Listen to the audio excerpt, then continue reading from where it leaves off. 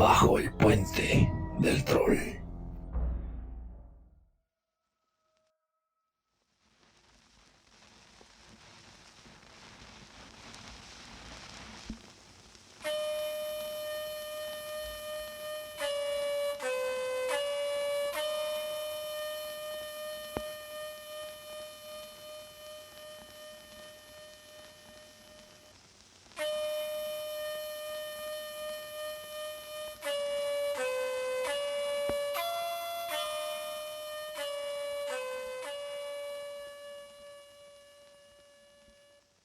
El samurái vive a la sombra de su propia imagen romántica. Se le representa como un guerrero perfecto, en una armadura de papel impenetrable, que combate mano a mano con otro caballero de la misma calaña usando un sable invaluable, una hoja perfecta, irrompible, afilada, de espina curva. Esta imagen también incluye otra serie de clichés que se afilian a nuestra idea romántica del Japón feudal. Un samurái noble es traicionado por un ambicioso señor feudal que anhela dinero y poder. El guerrero es despojado de sus bienes, alejado de su familia y se convierte en un ronin, un samurái libre, rebelde, un guerrero despreciado y abnegado, un espadachín que viaja por la campiña japonesa a pie sobre pequeños zapatos de madera.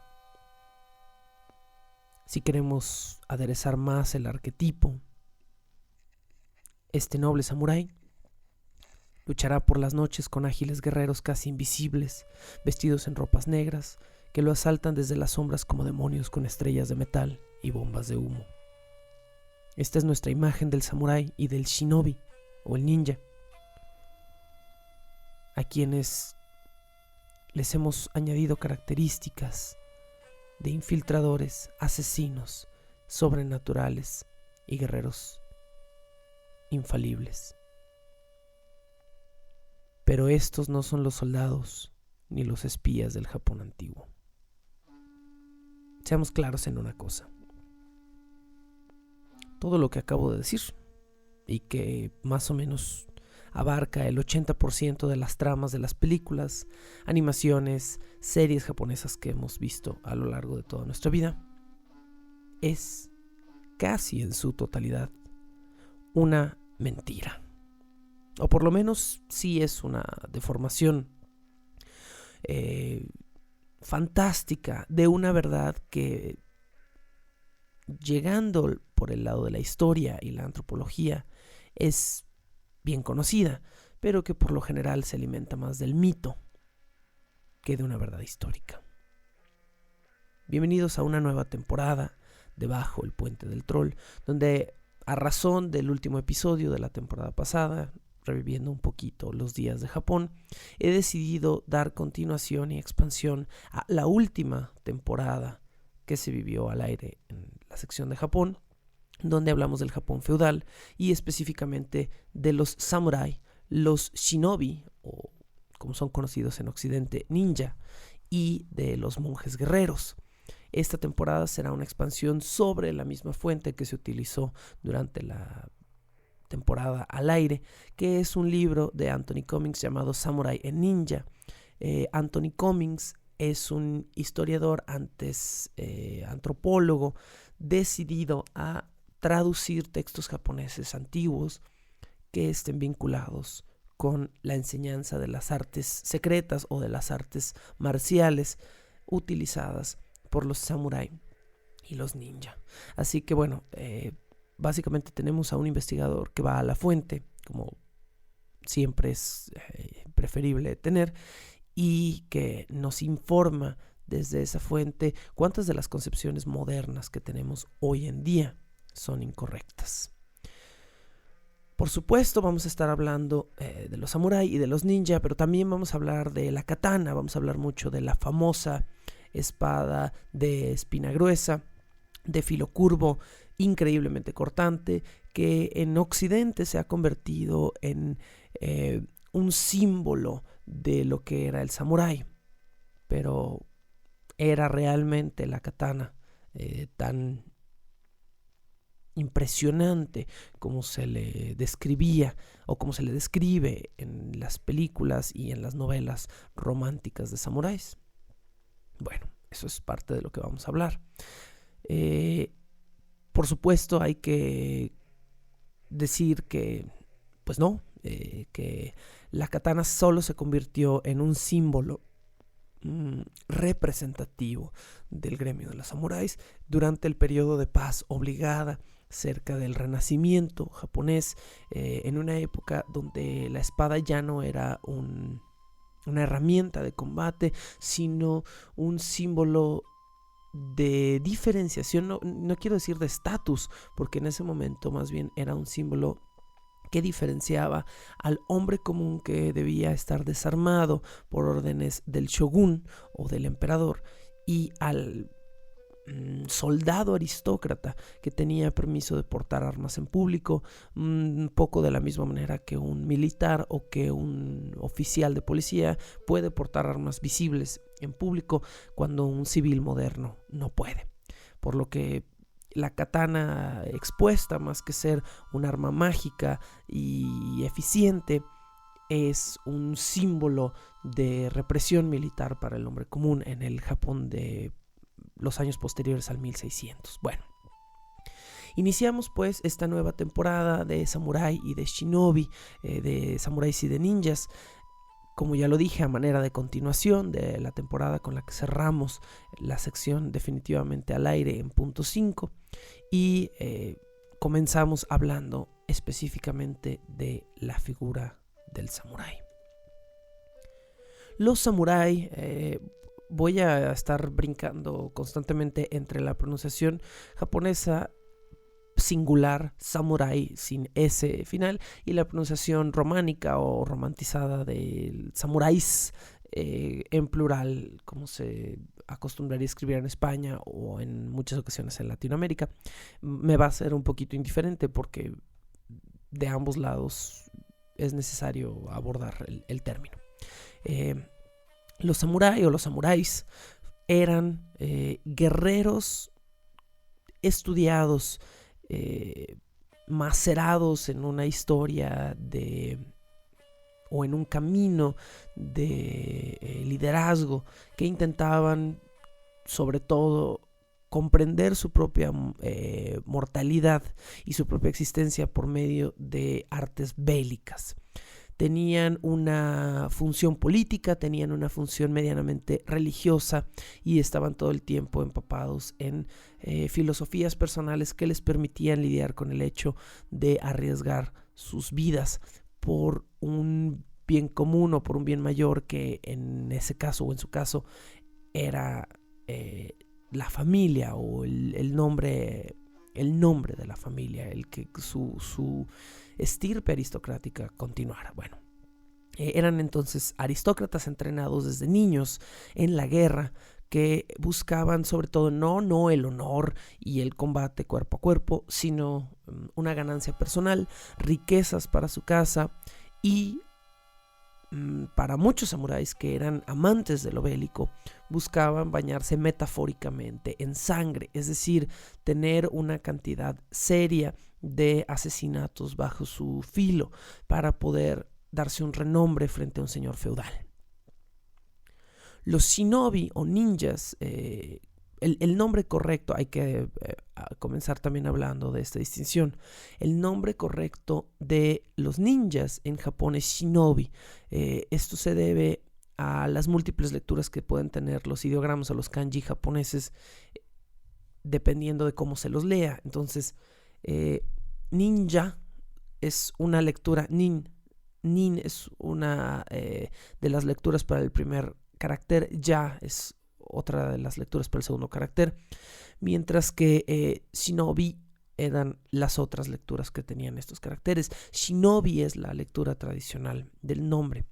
Y lo primero que hay que desmitificar de estas figuras, hecho que se habló hace ya un tiempo en la radio, pero que voy a recordar hoy aquí, es que los ninja no son una clase aparte de los samurái, ni son enemigos jurados, ni son dos bandos opuestos, ni unos son ricos y otros son pobres. Esto es una total falacia.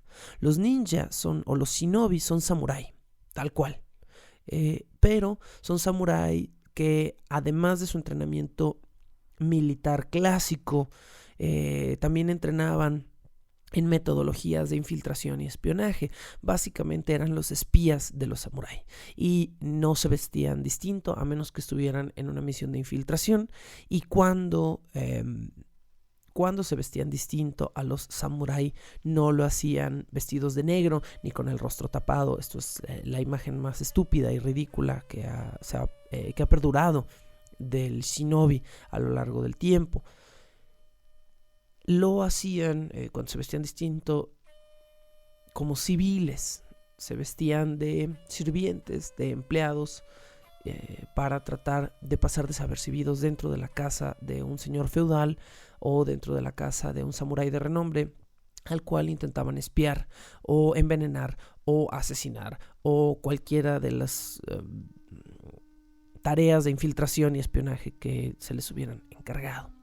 Otra concepción totalmente errada del shinobi es que eran campesinos pobres entrenados en el uso de herramientas de campo como si fueran armas. Esto se ha visto en diversos documentales, yo lo he visto en más de una ocasión, y es totalmente falsa esta noción.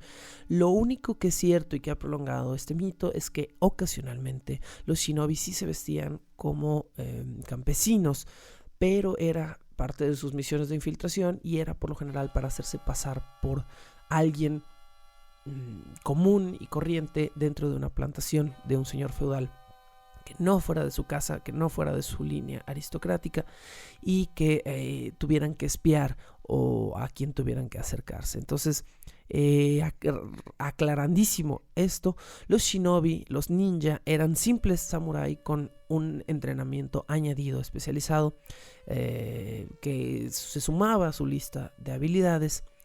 A menudo eran de la misma calaña aristocrática que sus contrapartes samurái puros, es decir, eran hijos de familias nobles o seminobles. Vamos a ver perfiles de ellos, cosa que es muy interesante, cómo perfilar el lado humano de cada uno de estos personajes.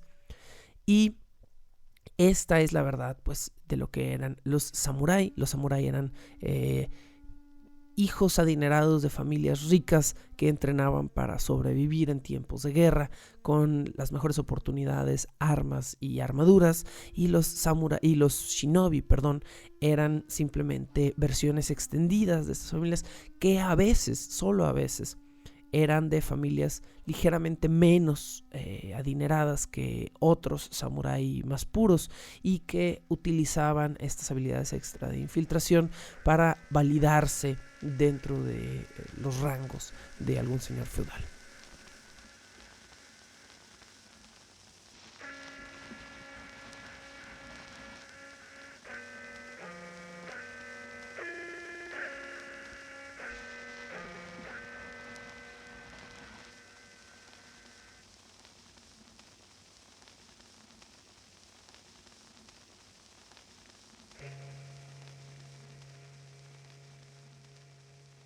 La primera pared, pues, entonces, que tenemos que derribar es la pared del duelo honorable.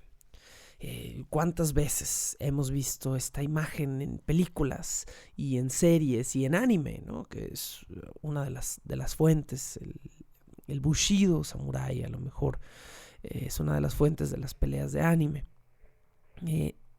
Estos dos guerreros honorables bajo la lluvia en un bosque de bambú que se enfrentan solos y desenvainan sus espadas, se miran por un momento y después cruzan aceros para ver quién es el mejor de los guerreros. Uno resulta vencedor, el otro queda derrotado, y estos dos guerreros, uno quizá muerto o humillado y el otro vencedor, se separan. No es una imagen muy realista del fenómeno. El honor sí es una constante fundamental en los valores de la cultura japonesa, pero lo que hoy en día significa honor, que para los japoneses es trabajar mucho y no quejarse de las horas extra, hace 500 años no era lo mismo. El cine occidental nos ha mentido en este respecto. El cine japonés quizá haya sido un poco más noble, pero también ha hecho una versión romántica de estos guerreros. Pero el hecho es que el samurái no buscaba estar en condiciones iguales o en desventaja con un enemigo. Muy rara vez se enfrentaba a alguien de esta manera. Para el samurái de la época de guerra, digámoslo así, voy a hablar más o menos del periodo, a lo mejor del año 1300 a 1580, que es el periodo más conflictivo, a lo mejor en Japón. Era perfectamente normal juntar a 4 o 5 de sus amigos, 4 o 5 guerreros samurái entrenados militares, armados, algunos con armas a distancia, arcos o flechas, y emboscar a un enemigo solitario que hubiera hecho alguna afrenta a su familia o a su honor. Tampoco era raro que el enemigo estuviera totalmente desinformado de que estaba a punto de ser emboscado, obviamente, y de que estuviera desarmado o de que estuviera vulnerable. Entonces, esta imagen del samurái que se presenta por nombre y te dice, estoy a punto de combatir contigo, no es realista. Un grupo de amigos samurái que fueran, que estuvieran de alguna manera conectados o vinculados emocionalmente con la afrenta que le habían hecho a un guerrero, podía matar a otro guerrero en solitario, en desventaja, simplemente por el hecho de creer que se les había hecho una afrenta personal y sin sentirse poco honorables o defraudados de alguna manera. Entonces, el duelo honorable, vamos a llamarlo así, es totalmente falso en la cultura del samurái. Sí hay combates de samurái mano a mano dentro de las batallas, pero por lo general no eran tan mano a mano ni tan ordenados. Eran 2 soldados de casco especial, es decir, ya hablaremos de los cascos, pero 2 soldados de alto rango o de alto abolengo en un campo de batalla que se encontraran, y el motivo por el cual los dejaban pelear solos no era por honor, era porque se contaban, los señores feudales contaban las muertes. Entonces, si tú eras quien mataba a fulanito soldado de alto rango, esa muerte contaba para ti, así como cuando Gimli y Legolas están contando en El Señor de los Anillos, era un poquito eso. Y había formas de marcar la muerte. Esto es muy chistoso, ya hablaremos de ellas más adelante. Pero había formas de marcar la muerte, flechas con papelitos con tu nombre, pegarle papeles engomados a la cabeza decapitada de tu enemigo, cosas súper chistosas para marcar la muerte de un enemigo. Y esta muerte solo contaba a quien había dado el golpe final. Entonces, cuando un samurái se encontraba con un soldado de alto rango, pedía o los demás soldados sabían que debían dejarlo solo para que hiciera una muerte, de manera que esa muerte contara en su digamos, número de muertes totales en un combate y le diera más popularidad frente a un señor feudal. Entonces, bueno, hay distintas formas o distintos nombres en el Japón antiguo para los duelos samurái, que sí sucedían, pero que de nuevo no eran tan honorables como pensamos. Los 3 duelos más comunes eran el kenka. El kenka o los kenka eran duelos nacidos a partir de insultos o borracheras entre miembros de 2 familias distintas. Es decir, un samurái de cierto abolengo se encontraba con otro, se les pasaban las copas de vino de arroz y un samurái hacía un comentario sobre el otro y entonces el otro tenía permiso, digamos, de enfrentar al primero en un combate que podía o no ser honorable. Volvemos. El segundo tipo de duelo samurái que era común era el uchihatashi, un feudo generacional entre 2 familias. Es decir, tu papá alguna vez le dijo a mi papá que era un pendejo y entonces yo, ahora que soy su hijo, voy a vengar a mi papá porque mi papá ya no puede. Y entonces esto también era común, era legal, digamos, entre familias samurái. Y el tercer tipo de duelo común, que es una especie de expansión de este segundo que mencionamos, es el adauchi. El adauchi era una venganza personal, es decir, es una extensión del previamente mencionado duelo. Tu papá le dijo a mi papá que era un pendejo, yo maté a tu papá, y entonces ahora tú, con una afronta personal, vienes con un adauchi, vienes a decirme, tú mataste a mi papá porque le había dicho a tu papá que era un pendejo, y entonces ahora yo te mataré a ti. Y era el cuento de nunca acabar, pero bueno, el adauchi o lo definían como venganzas personales vinculadas a la muerte de un amigo o de un familiar. Y sí se podía hacer un cuento de nunca acabar, ¿no? Tú dijiste, tú mataste, tú dijiste, y en eso se iban rodando las cabezas. Este tercer tipo de duelo era el más aceptado y era perfectamente legal, el adauchi, es decir, era perfectamente legal que un samurái con una venganza personal, familiar específicamente, recibiera un permiso para matar a su enemigo o tuviera una especie de carta blanca de pase libre para matar a quien juraba era su enemigo. Más encima, un samurái podía legalmente abandonar por meses o años sus obligaciones aristocráticas o sus obligaciones familiares bajo la excusa de buscar y asesinar a un enemigo con el que tuviera un adauchi o con el que tuviera una afronta de venganza personal. Entonces era una forma violenta de año sabático, a lo mejor podemos verlo así, donde durante todo ese periodo en el que tú salías a buscar a tu enemigo, tus tierras eran mantenidas por tus sirvientes y tu puesto aristocrático era respetado porque estabas básicamente tomando un tiempo personal para corregir un mal que se le había hecho a tu familia. Entonces, bueno, pues así las cosas en el Japón feudal. Más encima, las reglas o las no reglas que mencionábamos previamente aplican, es decir, un samurái en un adauchi podía juntar a varios amigos para emboscar a la persona que lo había afrontado y tener su venganza con honor dentro de la concepción samurái. El siguiente mito que tenemos que abordar en este momento es el mito de que la espada era el alma del samurái. Ok.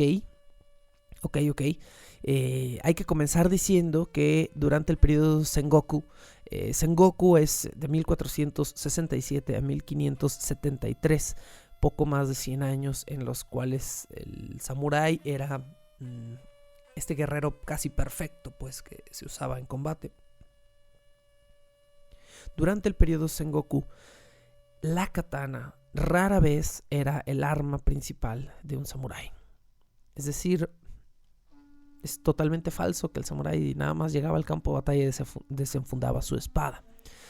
Durante Sengoku, el arco, la lanza y las armas astadas eran las armas principales en el campo de batalla para cualquier samurái. Bueno, arco y lanza queda bastante claro. Las armas astadas me refiero a armas que tienen un mango tan largo como una lanza, pero que en vez de solo tener una punta, tienen un filo. Es decir, cualquier filo, imagínate una espada pegada al bastón de una lanza, eso es una arma astada y a eso me refiero. Hay distintos tipos de armas astadas, ya hablaremos un poquito más adelante de ellos, quizá varios capítulos más adelante de ellas. Bueno, en el campo de batalla, durante Sengoku, la lanza era el arma preferida por todos los samuráis a caballo. ¿Por qué? Porque si vas a caballo no te sirve de un pepino tener desenfundada una espada. Te vas a tener que agachar del caballo para pegar con la espada y no te va a servir cuando estás cargando a caballo contra un enemigo. Así como tenemos la imagen de un caballero medieval que también usaban lanzas o cualquier otro tipo de guerrero que vaya sobre una monta, los samuráis preferían la lanza. También era común, era muy común que cada samurái tuviera 2 o 3 sirvientes durante su batalla que le cambiaran armadura, caballo o armamento. en el campo de batalla. Entonces, esta idea de que el samurái se ponía su armadura de papel y de repente continuaba caminando por el campo de batalla totalmente solo, también es falsa. Los primeros guerreros en chocar en una falange o con una falange enemiga recibían un nombre. Ese nombre era Ichiban Yari. Ichiban Yari significa la primera lanza, y esto va vinculado al hecho de que por lo general la primera arma con la que los samuráis se lanzaban al campo de batalla era la lanza, no la espada. La espada solo se convierte en un símbolo de estatus y de respeto durante lo que podemos llamar una etapa de renacimiento tardío, 1600-1700. Es decir, cuando los samuráis ya no eran guerreros constantes en campos de batallas, y cuando el shogun o el emperador en turno hubiera prohibido que los civiles portaran armas. Los civiles tenían, ya hablaremos de esto más adelante también, pero los civiles tenían permiso de portar armas solo cuando iban a campo abierto y se podían enfrentar con animales o con bandidos. Solo en ese caso, solo que fueras en tu carretita o en tu burro viajando por campo abierto entre una ciudad y otra, tenías permiso como civil durante el periodo de paz, durante el Renacimiento, digamos, de portar espadas.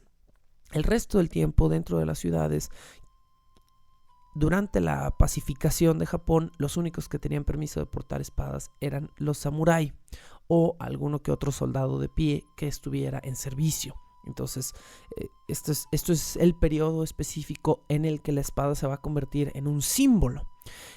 Portabas una espada dentro de una ciudad durante el Renacimiento era porque tenías un cargo aristocrático, no porque fueras un gran guerrero o porque tuvieras mucho honor, sino porque habías nacido en una familia rica de guerreros, básicamente.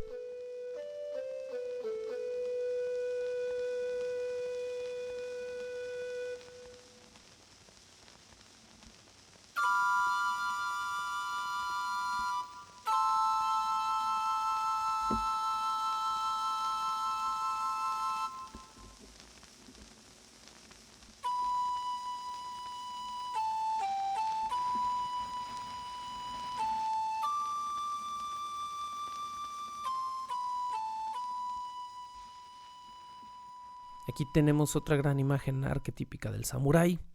El samurái afila todos los días su sable, lo mantiene bajo ciertos cuidados casi míticos. Cuando hace un corte, el corte es perfecto, rebana a través de la armadura y la carne del otro samurái, casi es capaz de cortarle la cabeza de un solo tajo. La super katana después es agitada en el aire por el samurái. La sangre de su enemigo sale volando y deja totalmente limpia la navaja de su espada. El samurái, con un movimiento solemne, vuelve a guardar su katana en su estuche y continúa su matanza. No sé. Ok. Varias cosas que desmitificar ahí, de las cuales estaremos hablando a lo largo de estos programas, pero lo primero que hay que decir es que, bueno, la katana o la espada curva japonesa, a pesar de la fama que tiene, y que la fama es bien merecida porque tiene un diseño muy inteligente, no era ni la mejor ni la más resistente de las espadas del planeta. Esto es algo que ya hemos discutido, que de lo que venimos hablando a lo mejor desde hace años, desde que hablé de espadas en punto 5, pero bueno, hablemoslo una vez más. Durante el medioevo en Occidente, algunas personas llegaron a creer que la katana era la espada más afilada. Ok. Lo primero que tenemos que decir es que hay de katanas a katanas y que no todas las katanas son iguales. Para entender esto, la mejor manera de hacerlo es haciendo un símil entre la katana del Japón antiguo y el auto moderno. Sí, así como lo oyen. Esta es la analogía perfecta. Hoy en día hay muchos carros y podemos decir que casi todas las familias de clase media, media alta, alta tienen un carro, uno o varios carros. Mientras más alta la clase de la familia, mejor el carro o los carros que poseen. Mientras más te acercas a la clase media, más comunes los carros y, bueno, de igual manera a como una familia de clase muy alta puede tener varios carros de lujo, camionetas muy caras, BMWs, carros incluso de carreras que tienen maquinarias impresionantes. Hay personas de clase media que tendríamos en ese contexto o que tenemos vehículos automotores de batalla para movernos en la dificultad del tráfico de la ciudad, pero no son de ninguna manera estos automóviles maquinarias bestialmente modernas ni de alta ingeniería. Solo un puñado de los carros modernos son verdaderas maravillas tecnológicas invaluables, mientras que los demás van a ser de uso rudo, uso medio, una herramienta de transporte. Bueno, la katana funcionaba exactamente igual. Un puñado de samuráis aristócratas de rango muy muy alto tenían espadas de lujo con filos increíbles, hechas con la cantidad de carbono y escoria suficiente para generar un balance entre la espina y el filo de la navaja de sus armas que les diera una dureza y una flexibilidad ideales. El resto de los guerreros de clase media o de menor abolengo tenían a lo mejor un tsuru o un chebi a manera de espada. Entonces tenían herramientas funcionales que hacían el trabajo, pero no eran maravillas tecnológicas.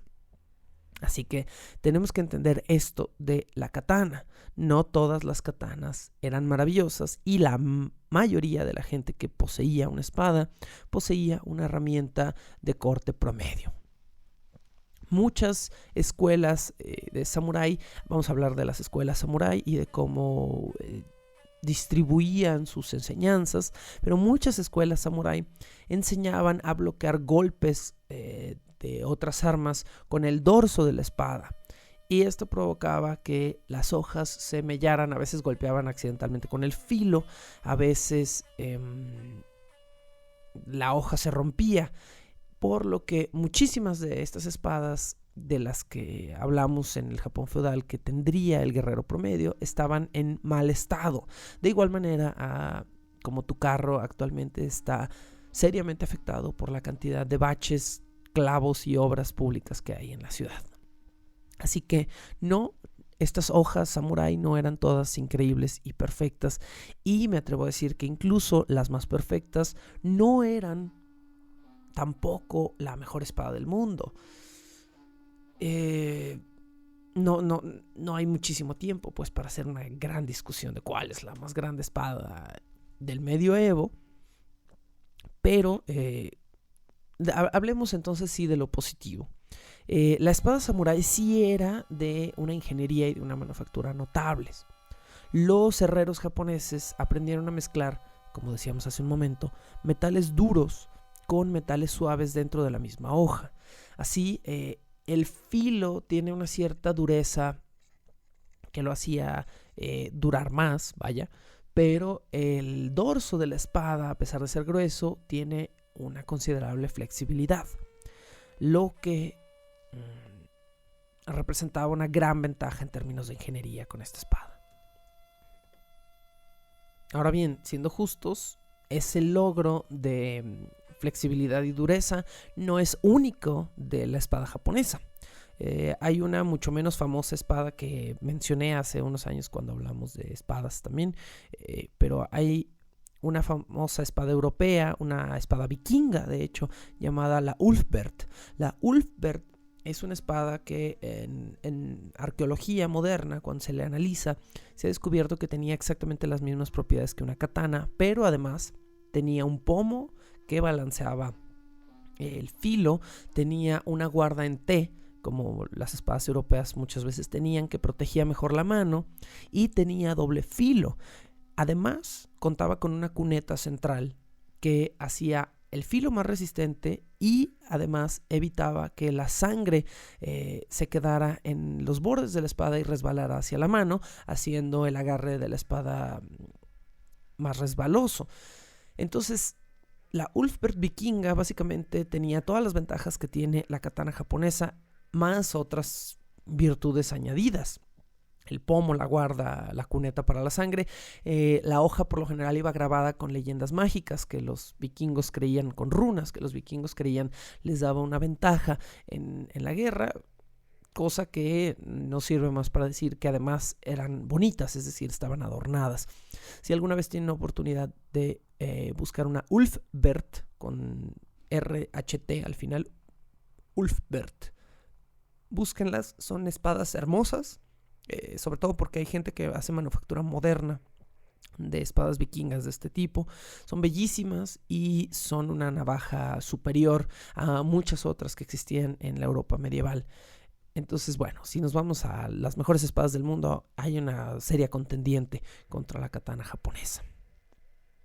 Parte del mito de las espadas samurái es que siempre venían en pares, o mejor dicho, que era el samurái el único que tenía permiso de portar 2 espadas en público como una marca de estatus. Aquí volvemos a un poco a lo que explicaba previamente, ¿no? La imagen del samurái que ha perdurado hasta hoy en día es la imagen de fotografías, de las primeras fotografías que se exportaron fuera de Japón en el siglo XIX. Pero ojo, hay que tener en cuenta que estamos hablando del siglo XIX, cuando el apogeo del samurái es a lo mejor en el siglo XIV, siglo XV, no sé, XIII incluso. Entonces, lo que vemos en imágenes, en fotografías coloreadas del siglo XIX es una cosa, y esa cosa suele mostrar muy a menudo a un samurái en una imagen centrada que viste armadura o a veces ropa de calle, pero que está usando 2 espadas, una espada larga, la katana, como hemos mencionado hasta ahora, que es la espada de 1 o 2 manos japonesa, y una espada mediana o corta que se llama wakizashi. La wakizashi es algo entre una espada y una daga. Es una espada corta que presuntamente utilizaban algunos samuráis para pelear en espacios cerrados dentro de salas de sus casas o de la corte. Pero bueno, al conjunto de estas 2 espadas se le llamaba daisho. Daisho, 2 caracteres, significa literalmente la pequeña y la grande. Así que bueno, pues era básicamente el nombre de estas 2 espadas, era decir, traigo la chiquita y traigo la grandota.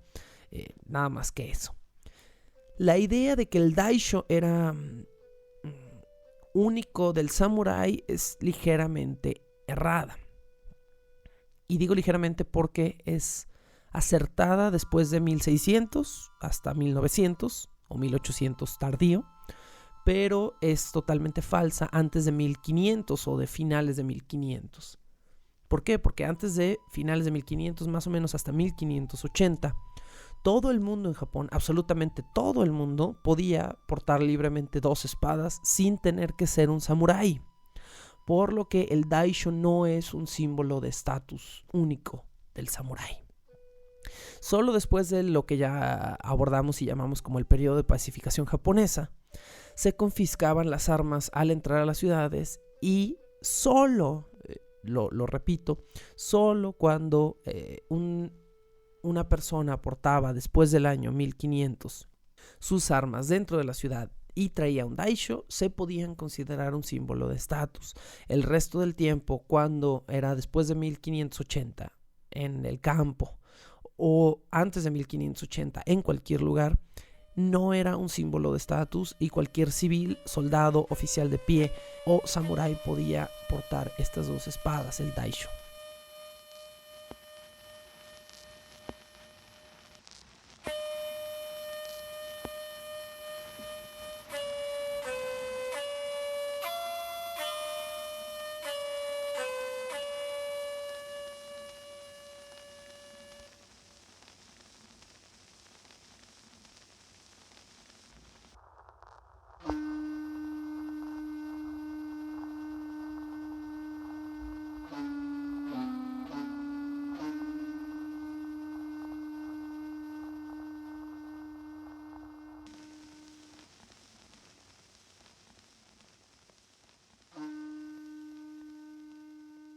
Desmitifiquemos ahora la supuesta rivalidad entre el samurái y el shinobi. que no es falsa, solo la estamos entendiendo mal. El ninja no era una entidad, ya lo dijimos, aparte, pero debemos entender que el samurái era enemigo del samurái. Es decir, dos samuráis eran los que se buscaban en el campo de batalla para cortarse la cabeza. Ya hablaremos de la cortada de cabezas. Y derrotar a otro samurái era por lo general el objetivo en el campo de batalla durante el medioevo japonés. Por lo tanto, si consideramos que todos los shinobi son samurái y que todos los samurái buscaban ser enemigos o tenían que ser enemigos de otro samurái de una familia distinta, por lo tanto sí es cierto, sí hay una rivalidad entre el samurái y el shinobi, pero no separada de la rivalidad entre el samurái y el samurái, punto. Para comprender el origen del shinobi o del ninja, debemos centrarnos nuevamente en el periodo Sengoku, ya decíamos de mediados de 1400 a mediados finales de 1500. Específicamente finales de 1500 es cuando surge con más fuerza este fenómeno que ya existía desde mucho antes, pero que se exacerba un poquito. 1580 en Japón. Japón estaba regido casi en su totalidad por Oda Nobunaga, que se autodenominó básicamente amo y señor y emperador de todo Japón. Su imperio se extendía por todo el centro de Japón, casi hasta norte y sur, excepto por una pequeña aldea que tenía una situación estratégica peculiar. Estaba totalmente rodeada por montañas. Y esto hacía de ese lugar un lugar muy difícil de tomar, muy difícil de atacar. Este lugar de particular defensa militar era Iga. Iga es el presunto lugar de nacimiento de las habilidades ninja o de los grandes shinobi que pasaron a la historia y que se consagraron quizá como los shinobis más famosos de este periodo. Iga, como Oda Nobunaga no había podido entrar y dominar Iga estaba regido por familias independientes de samuráis que se le oponían a Oda Nobunaga o que estaban impidiendo que Nobunaga entrara a su poblado. Por lo tanto, estos personajes, estas familias de samuráis que vivían en Iga, utilizaban sus habilidades shinobi, su jutsu, vamos a ver después qué es eso, para tratar de mantener a raya a los samuráis que quisieran entrar allí.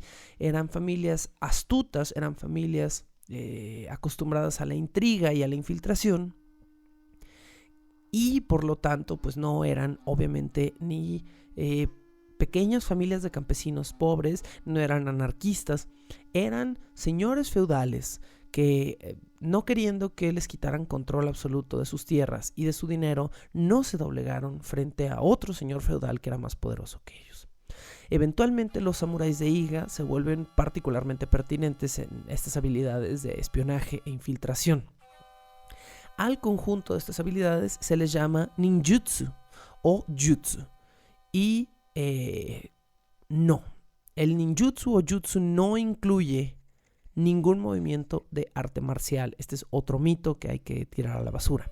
El ninjutsu o el jutsu no es un arte marcial, no es un tipo de combate mano a mano, no es todo esto que podemos ver que como que enseñan hoy en día en escuelas de ninjutsu, que es como cómo rodar y cómo escalar cuerdas con zapatos que tienen 2 dedos y todo este tipo de cosas. No son la parte o no eran la parte fundamental del jutsu o del ninjutsu. El ninjutsu es un conjunto de técnicas de espionaje militar, infiltración civil, obtención de información, venganza y engaño. Como ya lo dijimos antes, en otras palabras, los ninja o los shinobi eran espías durante el tiempo de guerra. Se hacían pasar por civiles, por sirvientes, por granjeros, por asistentes, por soldados de pie para infiltrarse y principalmente obtener información. Esa era la función principal del ninjutsu. Obtener información, hecho que es vital durante la guerra, o muy rara vez, para asesinar blancos sin necesidad de meter todo un ejército a un lugar o a una localidad feudal. La confusión o el por qué hay problemas con la pronunciación del ninjutsu viene del mismo fenómeno de lo que pasa con ninja o shinobi, como decíamos, son las dos lecturas de estos kanji. Sucede lo mismo pues con estos ideogramas. Los dos caracteres que se pueden leer, uno como nin y el otro como ya, se leían antiguamente como shinobi no mono, muy diferentes. Mono o nin tienen por ahí una raíz similar. Bueno, ¿qué significa shinobi no mono o ninja? Pero en su lectura tradicional, ¿qué significa shinobi no mono? Persona resistente y silenciosa. Y de esta misma raíz de shinobi no mono o de shinobi viene ninjutsu o shinobi no jutsu, que es la lectura tradicional. Y shinobi no jutsu significaba básicamente entrenamiento o habilidad de persona resistente y silenciosa. Entonces esto es el ninjutsu, que hoy en día en la modernidad y en Occidente pronunciamos exactamente de esta forma, como ninjutsu, pero que antiguamente se leía como shinobi no jutsu, o habilidad de persona shinobi, habilidades jutsu de persona shinobi, conjunto de habilidades de una persona resistente y silenciosa. Esa sería la mejor traducción, tomando en cuenta que ninja o shinobi era persona resistente y silenciosa. Hasta ahí el episodio de hoy, donde comenzamos esta temporada de Samurai y Shinobi, temporada que se extenderá por no sé cuántos programas. Un par de avisos parroquiales. Lo más posible es que no haya ningún salto en el orden de los posts de diciembre. Es decir, voy a hacer todo lo que esté en mi poder para dejar trabajo adelantado previo a las vacaciones decembrinas, al Guadalupe Reyes, como mucha gente lo llama. Y voy a tratar de que tanto los dos programas, transmisiones de podcast de diciembre o principios de enero, y los textos salgan tal cual como saldría normalmente y en ese orden. Solo si hubiera algún problema tecnológico, porque voy a tratar de dejar grabado y editado ya todo lo que tenga que hacer, solo si hubiera algún problema tecnológico en el cual me tope con que estoy justo en una situación en la cual no puedo postear algo por mi situación decembrina o cualquier tipo de cuestión similar, se retrasarían un poco los posts, pero como ya dije, voy a hacer todo lo que esté pues en mi poder para que no sea específicamente el caso. Por lo tanto, bueno, continuamos la siguiente semana, como siempre toca una semana y una semana con texto. Vamos a comenzar a ver los archivos de la temporada 3 del Puente del Troll, que fue temporada de monstruos clásicos, cosa que me encanta, está muy padre. Y el primer episodio es Hombres Lobo, que está padrísimo. Hoy en día, ojalá tuviera el tiempo de hacer una temporada completa. Es más, ¿por qué no? Para eso es Bajo el Puente del Troll. Algún día quizá le dediquemos una temporada completa a Hombres Lobo, pero mientras tanto, pues la siguiente semana a que escuchen esto se irán llevando su archivo de Hombres Lobo. Y eventualmente dentro de 2 semanas continuaremos con este tema de Samurai y Shinobi, donde iremos viendo distintos aspectos, perfiles, situaciones, armas que utilizaban en vida real seres humanos japoneses reales durante el famoso y romántico periodo samurái. Así que pues con esto nos despedimos el día de hoy. Esto es Bajo el Puente del Troll, y como siempre se los digo, y lo digo en serio, muchísimas gracias por escuchar.